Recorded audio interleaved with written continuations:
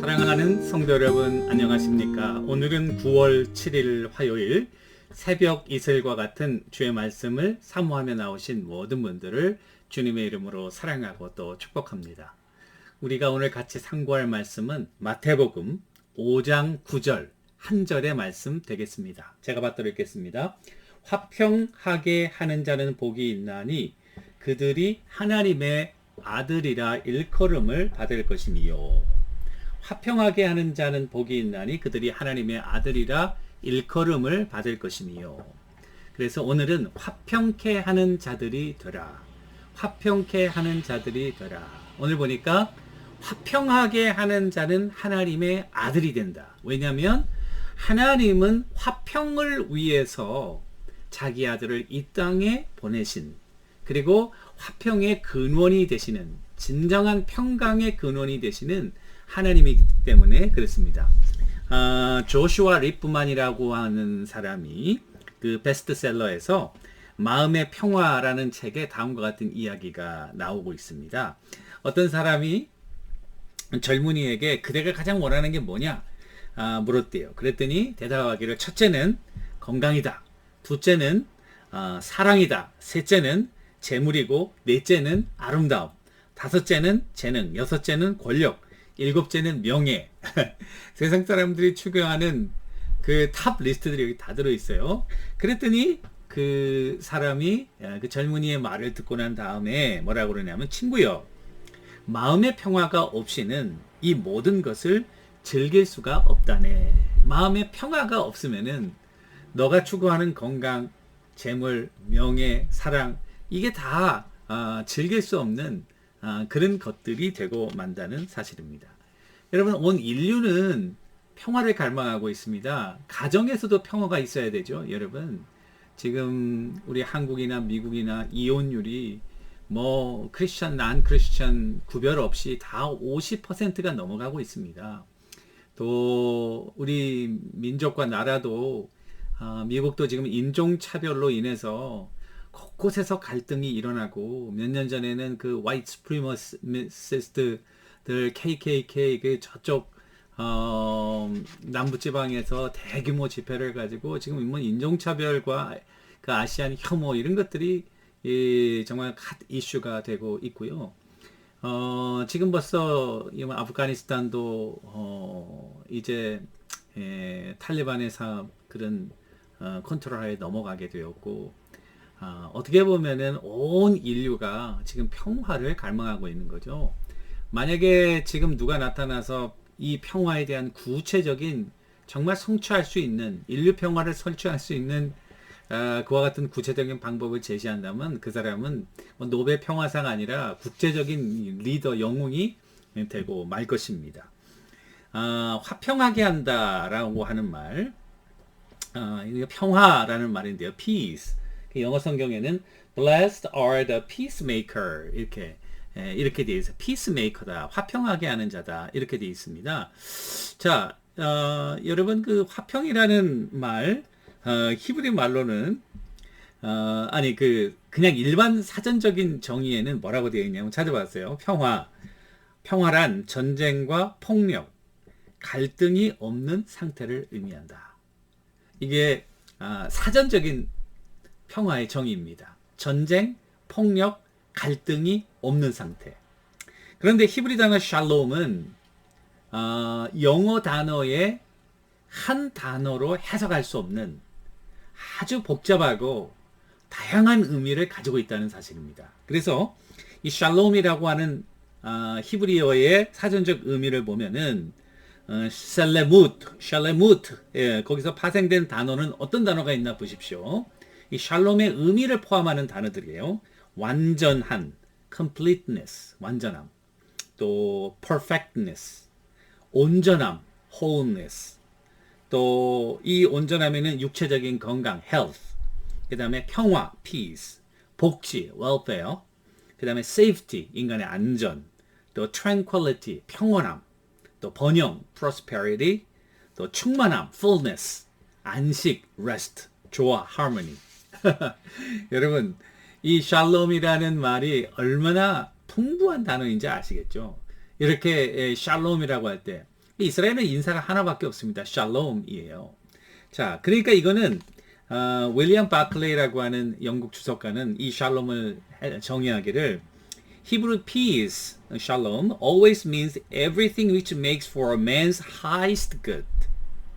그러니까 우리 인간이 추구할 수 있는, 인간이 가질 수 있는 최고의 유익을 주는 그와 같은 모든 것, 한 가지만 의미하는 것이 아니라 그 의미가 바로 샬롬이다. 그래서 그 사람에게 최고의 유익을 주기 위해 필요한 모든 것이 충족된 적극적 의미. 아까 사전적 의미에서 전쟁과 갈등과 폭력이 없는 소극적 의미가 아니라 그 사람의 가장 행복의 그 최고에 달하는 그런 그 적극적인 의미의 단어가 이 샬롬이라는 단어입니다. 그래서 만약에 우리가 배고픈 사람에게 샬롬 하면 배가 부른 상태 이걸 말하고요. 병든 사람에게 샬롬을 구한다면 빨리 병이 낫기를 원한다. 압제당하고 있는 자에게 샬롬 하면은 그가 자유로운 삶을 살기를 바란다. 이런 의미가 되는 거죠. 그런 의미에서 이 샬롬의 진정한 오리지널 그 리소스 또는 근원 오리진은 하나님인 거죠. 왜냐하면 하나님이 완전하시고 하나님이 우리의 필요를 온전하게 완전하게 충분히 채워줄 수 있는 분은 하나님 한 분밖에 없기 때문에 샬롬이라고 하는 단어는 하나님과 분리돼서는 생각할 수 없다는 사실입니다. 우리가 추구하는 돈이라든지 건강이라든지 명예라든지 사랑이라든지 이런 것들은요 다 이거는 모조 샬롬이에요. 하나님을 떠난 돈, 하나님을 떠난 명예 이거 다 사람 마음에 구멍만 만들어 놓는 그런 결과를 가져오게 된다는 사실이죠. 그러니까 진정한 샬롬이라고 하는 것은 하나님과의 깊은 관계 속에 있을 때에 우리는 샬롬이 오는 거예요. 왜냐하면 하나님이 완전하시고 하나님이 온전하시고 거룩하시고 의로우시고 우리의 모든 니들을 아시고 또 그 니들을 채울 수 있는 능력은 하나님밖에 없기 때문에 그런 거죠. 자, 그래서 이 샬롬이라고 하는 단어는 그와 같은 단어인데 여기 보면 화평케 하는 자, 피스 메이커, 샬롬 메이커가 돼야 된다. 샬롬 메이커가 된다는 첫 번째 방법은 어떻게 될 수 있냐면은 샬롬의 근원이신 하나님과 아주 closely 연결되어 있다면 하나님으로부터 받는 그 샬롬을 내가 줄 수는 없지만 reflect, 반영할 수는 있다. 비추어질 수는 있다. 우리가 해가 아니라서 스스로 빛을 낼 수는 없지만 그러나 샬롬, 이 하나님의 근원이신 샬롬을 우리가 받는다면 그 샬롬을 우리가 이렇게 반사할 수는 있다는 거죠. 그런 의미에서 피스메이커가 되려면은 여러분들과 내가 먼저 하나님의 은혜와 사랑 가운데 깊은 하나님과의 교제 가운데 있을 때에 우리는 피스메이커가 될 수 있다는 사실이죠. 그런데 놀랍게도 이 피스메이커는 not troublemaker, 그죠? 성경에도 보면 트러블메이커들이 많이 나오잖아요. 후메네오와 빌레도, 또 구리장색 알렉산더, 디모데 후서에 나오는 사도 바울의 사역과 사도 바울에게 많은 해를 입혔다고 주님께서 그에게 행한 대로 갚겠다고 이 사도 바울이 그런 말씀을 우리들에게 하고 있습니다. 자, 그러니까 그런데 진정한 이 샬롬을 주기 위해서 이 땅에 주님 하나님께서 보내신 분은 예수님이죠. 그래서 예수님은 평강의 왕으로 오셨다. 평강의 왕.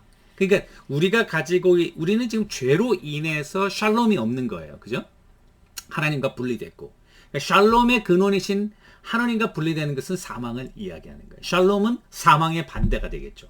구원의 극치의 상태. 이게 샬롬인 거죠. 그러니까 그 예수 그리스도를 이 땅에 보내셔서 그의 희생을 통해서 우리의 죄를 대속하시고 하나님과 화목하게 하시는 샬롬을 이루고 그리고 우리가 이제는 그 그리스도 안에 있을 때 우리도 그와 같은 그리스도의 본을 따라 성령의 도우심을 가지고 이 땅 위에서 주님의 발자취를 따라갈 때는 we also become a peacemaker. 화평케 하는 자가 된다는 사실입니다. 진정한 화평을 원한다면 여러분들과 내가 적극적으로 해야 될 것이 있다면은 하나님 안에 거하는 거, not troublemaker, 분쟁을 일으키지 않는 자가 되는 거. 그리고 또 한 가지 적극적인 의미로 나가자면 내가 샬롬을 위해서 서로 희생하는 것입니다. 진정한 희생이 없이는 샬롬이 없습니다. 하나님도 우리에게 샬롬을 주시기 위해서 자기의 아들을 희생했죠. 여러분들 가정에 평화가 없습니까? 어떻게 할 것입니까? 하나님은 자기 아들을 이 땅에 보내셔서 우리와 하나님과를 화목시켰는데 여러분들이 해야 될 일은 내가 먼저 희생의 제물이 되려고 하는 그런 마음의 각오를 가지고 살아갈 때 그곳에 평강이 깃든다는 사실입니다. 한국 전래동화에 이런 그 예화가 있습니다. 한 색시가 시집을 간 지 얼마 안 돼서 밥을 짓다가 부엌에서 이 밥이 타버린 거예요. 그래가지고 울고 있는 거예요. 온 식구들이 밥을 먹어야 되는데 밥이 다 탔으니까 어떡하겠어요. 그 울고 있는 모습을 남편이 봤어요. 남편이 보고 뭐라고 그랬냐면은 이건 당신 잘못이 아니다. 내가 물을 더 많이 잘 길어왔어야 되는데 물을 잘 길어오지 않았기 때문에 그 밥에 물을 적게 넣었기 때문에 이게 이렇게 된 거다. 그러니까 당신 잘못이 아니라 내 잘못이다. 당신 울지 마라. 그렇게 색시를 위로한 거예요. 남편이 색시를 위로하는 모습을 지나가던 어머니가 본 거예요.